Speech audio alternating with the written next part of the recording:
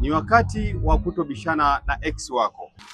Ndio, ex wako akikwambia mwachane, usipinge, kwa sababu mapenzi ya sasa hivi ni gharama. Haina maana ya kukaa umemng'ang'ania.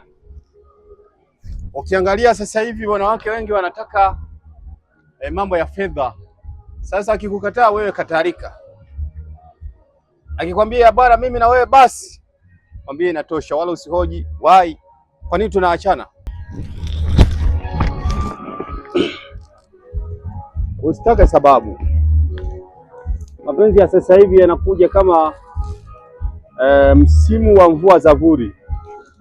Akikwambia bana tuachane, usimuulize maswali, achana naye mara moja. Mjumbe